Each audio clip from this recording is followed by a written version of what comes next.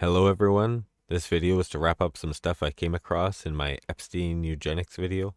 First off, I'd like to correct some misinformation I put out there in my last video. If you're on YouTube, while I cut it out pretty quickly, you might not know what I'm talking about. It's still in the alternative videos where it just automatically mirrors and I don't have the tools to go in and cut things out.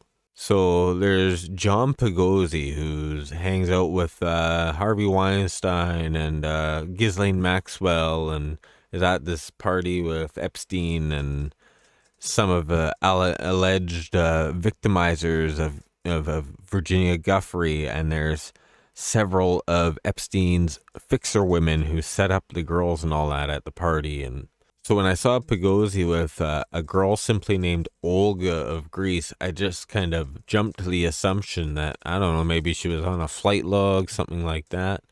Why does she have a pseudonym? Well, it turns out that she's royalty. Princess Olga of Savoy-Owasta. Princess Olga worked at John Pagozzi's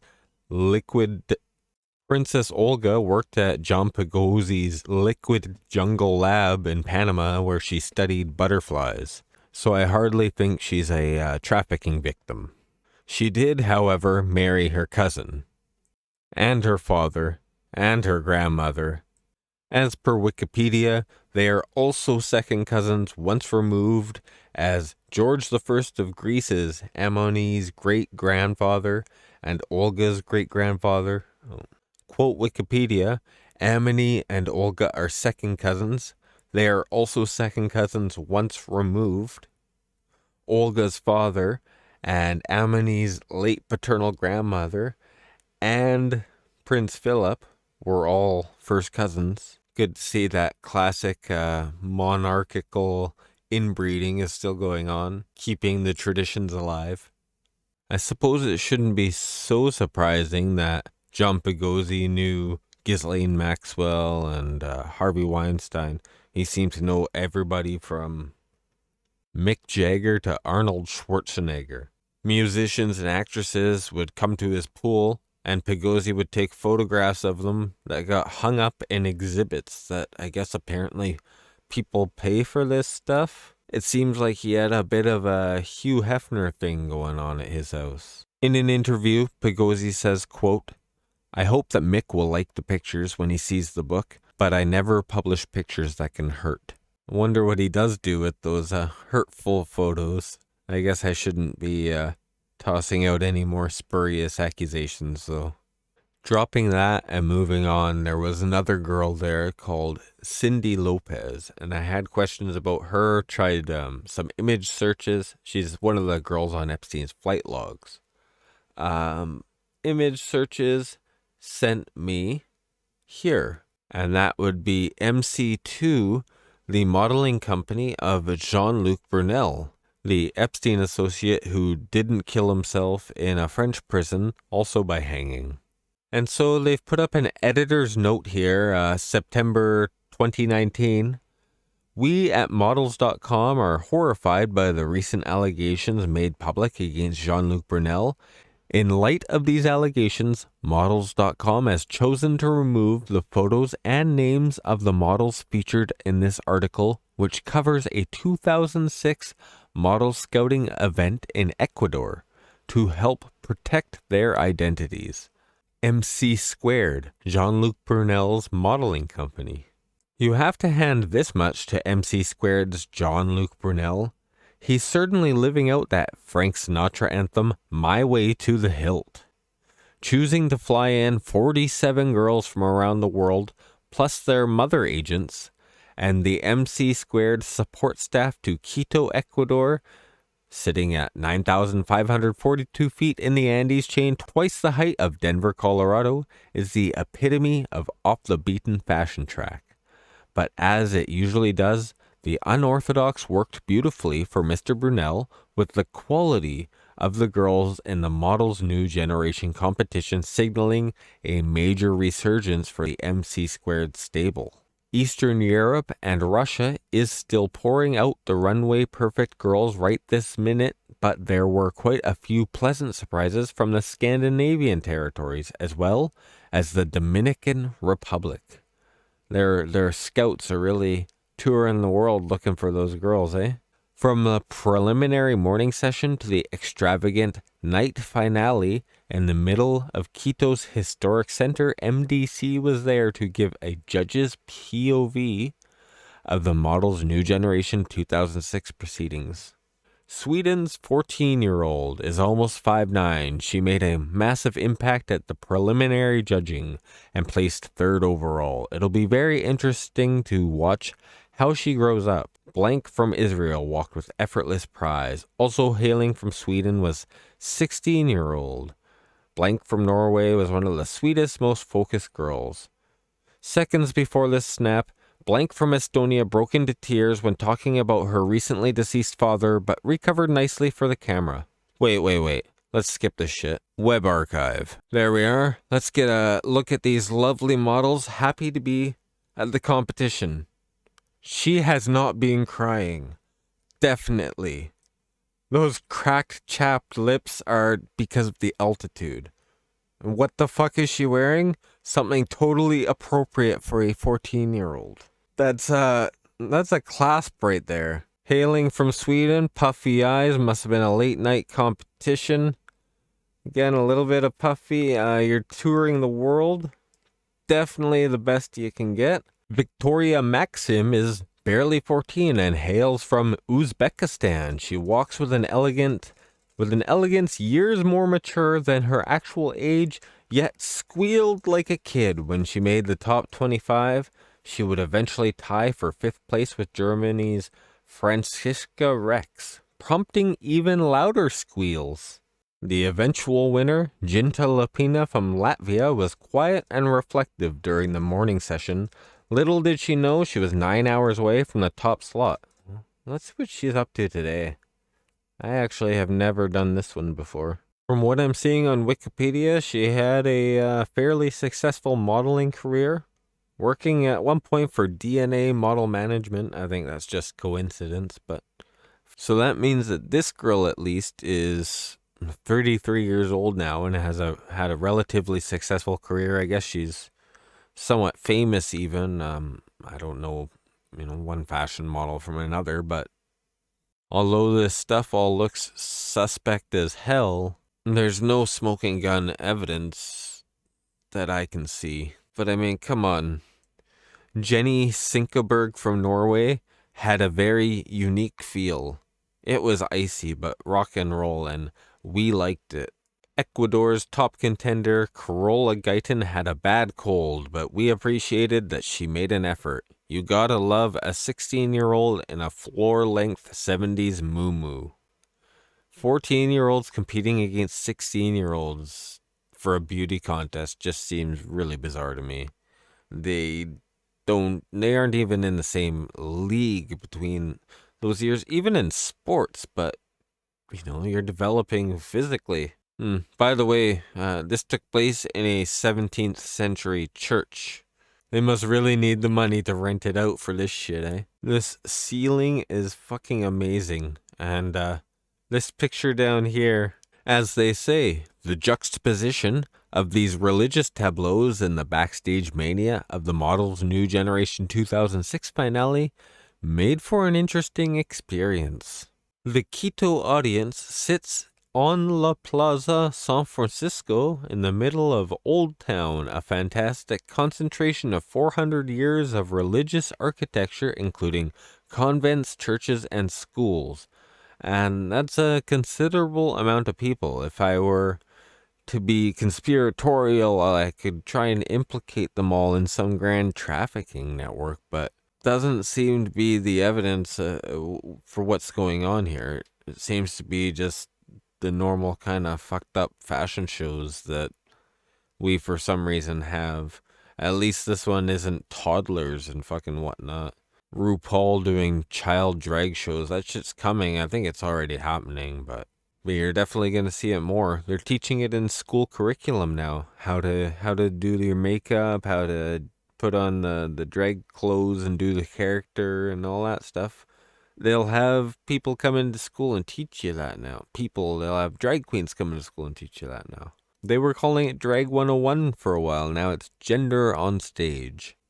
Canada, by the way. And this is how I ended up here.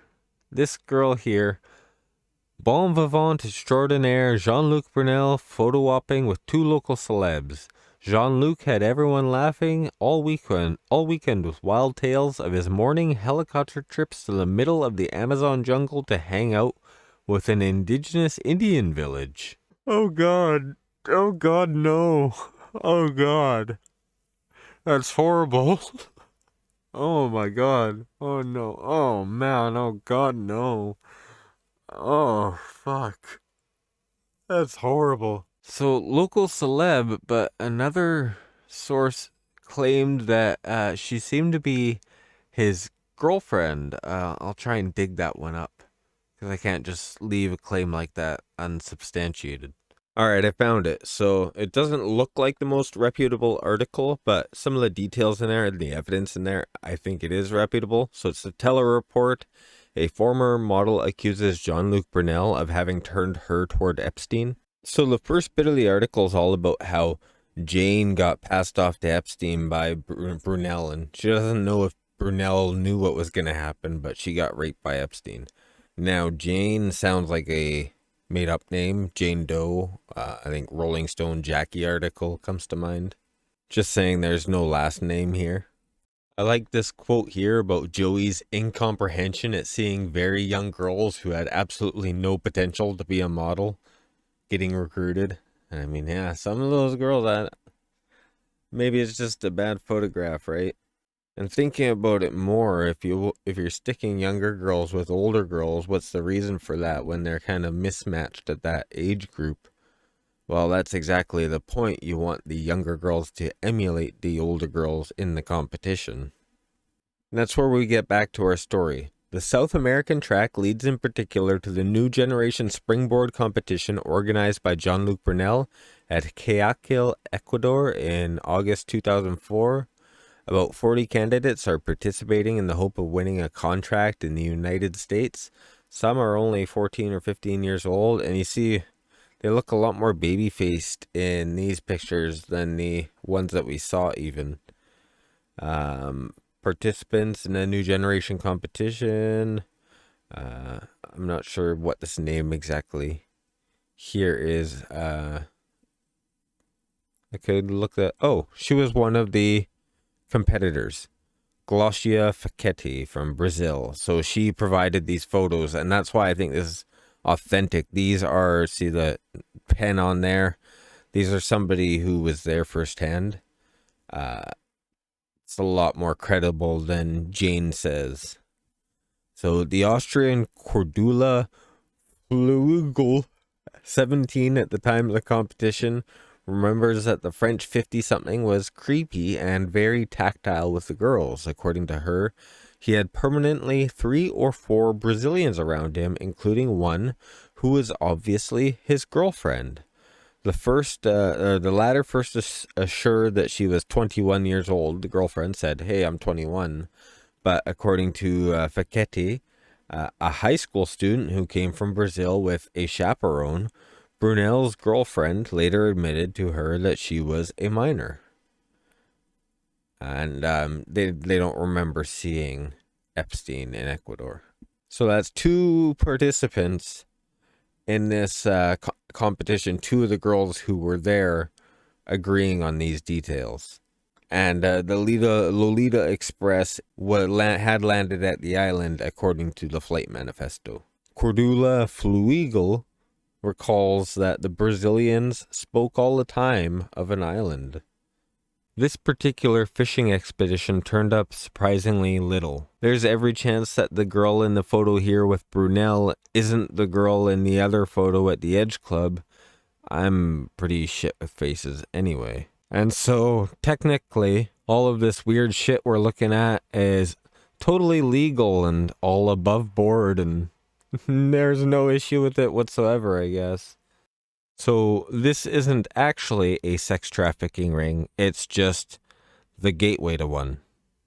Of course, Jean-Luc Brunel has been accused by, I think, over a dozen of his former models of assaulting them. Virginia Guffrey says that Epstein told her that he slept with over 1,000 of Brunel's girls. Now, that's something that she might have made up. She might have made up some whole big story. That's something that he could have made up because he seems to make up some impossible stories. Epstein, if you, I don't have time to find all of the examples, but yeah, even in prison, he'd seem to talk about some just bullshit, right? Bullshitting stuff. And some of Brunel's models, they'd stay at Epstein's mansions and allegedly be pimped out at hefty prices. That's according to a former bookkeeper at the modeling company. Now, she was fired for embezzling money, so take that with a grain of salt. But it does fit in with some of the correspondence that was released between Epstein and Brunel. Brunel to Epstein.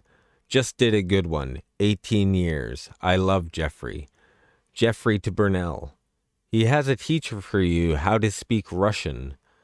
Dated September 2005. She is 2 times 8 years old. Not blonde. Lessons are free and you can have first today if you call. And other than a surprising amount of models with no or almost no social media profiles, it seems like I'm not going to turn up any new evidence that hasn't been shown somewhere else first. Another interesting source is the Frank Report, and this article about the Epstein associate Jean-Luc Brunel rape and trafficking allegations on both sides of the Atlantic. Here's a bunch of pictures, I guess, that were published in the UK Sun and New York Post that he's got up here, taken on the Epstein Island. By the way, you'll see here Brunel is a biter. In other photos too, you'll see him biting. Somewhere, there's a bunch of little girls with fucking teeth marks on them. Even the dog's getting in on it. By the way, I stumbled on some guy's conspiracy theory that the dog was photoshopped in as like a warning to Brunel, and I can't even remember the details of it, but it was like some pretty wild shit, man. Or maybe it was a warning from Brunel to Ghislaine not to talk, or I don't know. He's dead anyway, so... And what the Frank Report has here is links to multiple mainstream news stories here and also in France. This Brunel thing is a huge story in France. I guess it's like their Epstein here. Canada had one too, Peter Nygard, and nobody even knows that's going on. Even people who know who Nygard is know that they don't know that it's going on. The Frank Report article, I mean, it goes on and on. You could be at this, I could be at this for way longer, and I want to put into it anyway. While he was in prison for his 2008 conviction, he was allowed 90 visits with one of the underage victims that he both victimized and who also assisted him in victimizing other girls. Which I guess in terms of jailhouse screw-ups doesn't even compare to the New York jail where he died, describing Mr. Epstein. On intake, they described him as a black male and indicated on his prison forms that he had no prior sex offense convictions. Yeah, on top of that all, they didn't list him as a special inmate or anything like that. They let him make a bunch of unmonitored phone calls right after his admission. And the night that he killed himself too, they gave him a phone and left him alone despite him not being allowed to be alone. You know, the guards fell asleep, they falsified reports, they got a fucking plea deal for, volunteer work or whatever, community service. And this is the New York Times. They sued for this information and a bunch of it they just never got. So another part of the Epstein story that didn't really make the mainstream media is that he was using same-sex marriages as part of his trafficking operation. So the girl that Epstein called that the day that he died, Karina Shuliak, he dated her for over a decade, apparently. Shuliak married Jennifer Kalin, one of Epstein's associates, in October 2013 and divorced her last July, I don't know what year this was, following the pedophile's arrest, so probably 2018. The Daily News reported this as a sham marriage designed to keep Shuliak in the U.S. And there's some other accusations of that you'll come across in other places too. Kalen's attorney says that she was ensnared by Epstein, abused, and forced into marriage. And just some other random shit. Did you know Ghislaine Maxwell has some sisters? Her sister Isabel Maxwell, parents, Robert Maxwell, right? Well, she's listed as a technology pioneer of the World Economic Forum, because of course, right? Comtouch, an Israeli internet company that became Siren, cloud-based internet security. Director of the Israel Venture Network, built up their social entrepreneur program in Israel. Her mother stated that while all of her children were brought up Anglican, Isabel was very taken by the Jewish faith and the politics in Israel. And so she's rich as hell, holds all sorts of positions here and there. Christine Maxwell, who I believe is her twin sister. There's some twin sisters in there, so I believe that's her twin sister, is a British internet content pioneer and educator. She was the program manager of learning technologies at University of Texas at Dallas. List of companies, list of awards, positions, all that. Special projects for information resources at Dallas, Texas University. The source for that is Jeffrey Epstein Conspiracy Theories and Ghislaine Maxwell's Dallas Family Tree. Well, I think we're in the right place. That looks like something I'd like to read. Appointed an IPv6 fellow. That's some of the core infrastructure of the internet, and director of the Environment for Change Foundation, which has a really shit YouTube channel. She was a trustee for the Internet Society and the Santa Fe Institute, whose logo low-key looks like a swastika, kinda. One of the founders, Murray Gell-Mann, was at the Edge Club meetings, but I don't know. Coincidence, I guess. Both of the brothers basically have the same Wikipedia bio, which is they were implicated in the crimes of their father. Kevin Maxwell here was disqualified from being a company director. He's been declared bankrupt twice, and he's the co-founder of the think tank Combating Jihad Terrorism, which the other brother also helped co-found. So this video was more shit than I planned for it to be when I started out. Just kind of turned into a couple little scraps here and there. Nothing really substantial. I've just been trying to rush this video, frankly. Rush it out in my own lazy way. Frankly, I'm just trying to get this video out and move on to the next one, which will be far more interesting for me at least. And something that I think is fairly time sensitive. And not because it's gonna blow over before I get to it. Until then.